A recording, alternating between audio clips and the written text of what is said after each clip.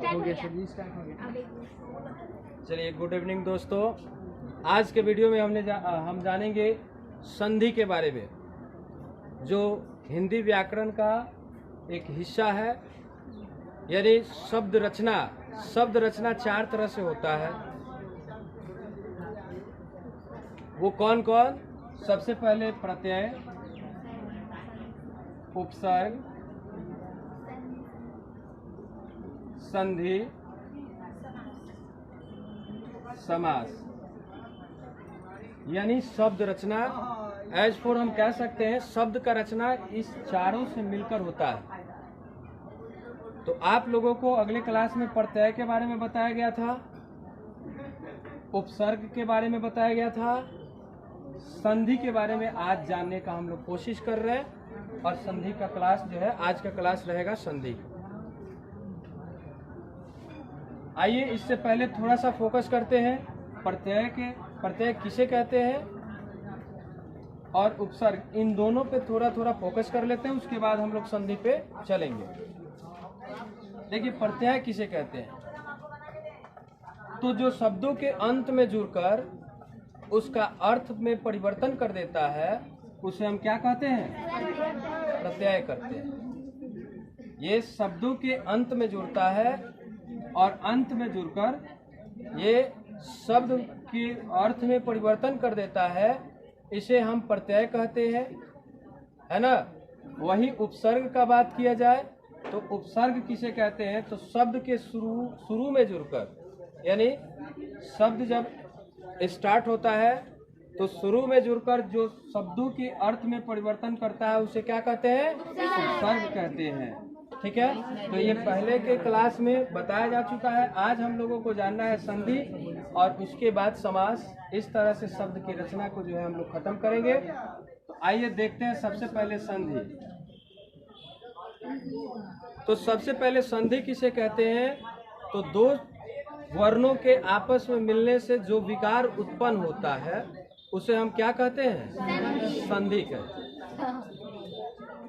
हाँ, कोई बात नहीं, बोल सकते हैं, क्योंकि ये क्लास में ही चल रहा है। तो हम इस चीज़ को बोल सकते हैं, तो आप लोग भी बोल सकते हैं।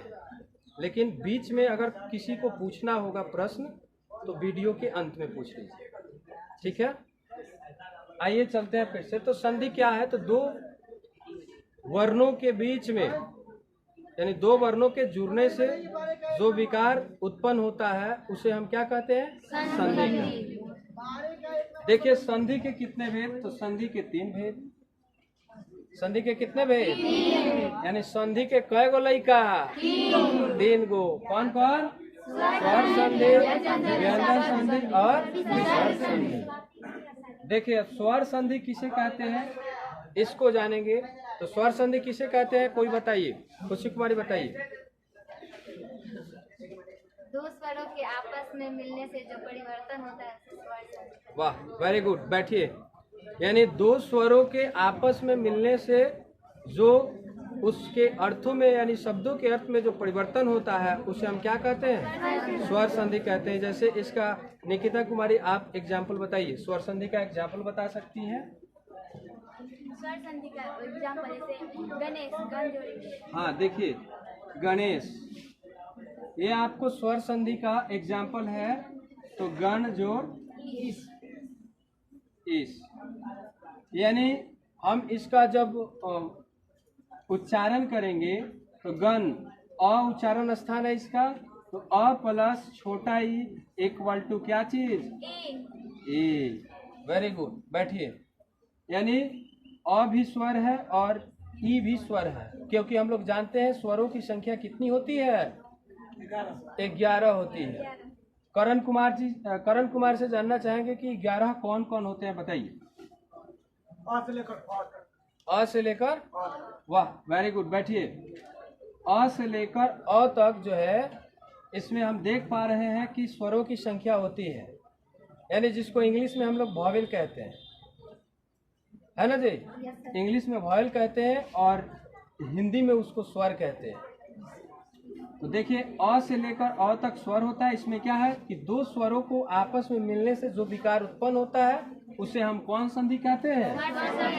स्वर संधि कहते हैं। अब आता है व्यंजन संधि। डॉली कुमारी, व्यंजन संधि किसे कहते हैं बताइए? यदि व्यंजन वर्ण के साथ व्यंजन वर्ण या स्वर्ण वर्ण में परिवर्तन होता है तो व्यंजन यदि व्यंजन वर्ण के साथ स्वर्ण स्वर वर्ण व्यंजन वर्ण और स्वर्ण वर्ण में जो परिवर्तन होता है उसे जो विकार उत्पन्न होता है उसे हम क्या कहते हैं? व्यंजन संधि कहते हैं। ठीक है, इसका एग्जाम्पल बोलिए अदिति कुमारी आप। क्या? सद गति बताइए। सत जोर गति, यानी सत आ रहा है इक्वल टू सॉरी जोर ग, ये दोनों मिलकर क्या बन गया है? होगा ना सर, अ प्लस अ। क्या? अ प्लस अ होगा, ग में आ रहा है। अ प्लस ग, यही ना बोल रहे हैं हम? अ प्लस ग तो क्या हो गया? दहला। यानी जो स्वर और व्यंजन के बीच में परिवर्तन होता है उससे जो नए विकार उत्पन्न होते हैं उसे ही हम व्यंजन संधि कहते हैं। ठीक है, अब आते हैं विसर्ग संधि। बैठ जाइए। अंजलि कुमारी, हम आपसे जानना चाहते हैं कि विसर्ग संधि किसे कहते हैं? विसर्ग के साथ अथवा स्वर्ग संधि विसर्ग संधि। फिर से बोलिएगा जरा। विसर्ग संधि के साथ अथवा स्वर संधि विसर्ग संधि बताइए पवन कुमार। विसर्ग के साथ व्यंजन संधि स्वर संधि अथवा व्यंजन संधि की संधि को विसर्ग संधि कहते हैं। हाँ ठीक, बैठिए। देखिए, जो संधि विसर्ग के साथ आते हैं वो संधि को क्या कहते हैं? विसर्ग संधि कहते हैं। यानी विसर्ग के साथ आने वाले संधि को क्या कहते हैं? विसर्ग संधि। चाहे वो स्वर हो चाहे वो व्यंजन हो, चाहे वो स्वर हो चाहे वो व्यंजन हो, बस विसर्ग के साथ आना चाहिए। तो अब जानेंगे इसका एग्जाम्पल। हाँ बताइए, चंदा कुमार बताइए। क्या? निर्धन। बढ़िया, बताइए इसका। हाँ, निह जोर धन। निह जोर धन तो विसर्ग के साथ आ गया है।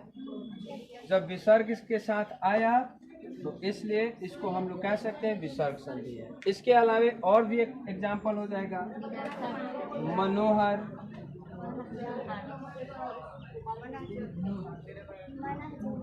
मनह जोर हर।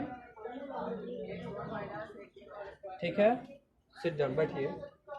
तो अभी तक हम लोगों ने जाना संधि और संधि के तीनों भेद, स्वर संधि, व्यंजन संधि, विसर्ग संधि। तीनों को बारी बारी से हम लोग एग्जाम्पल के माध्यम से समझे। तो चलिए, आज के वीडियो में फिलहाल इतना ही, और इसी पे लेते हैं एक छोटा सा ब्रेक। ब्रेक के बाद फिर मिलते हैं अगले वीडियो में। तब तक के लिए बहुत बहुत धन्यवाद।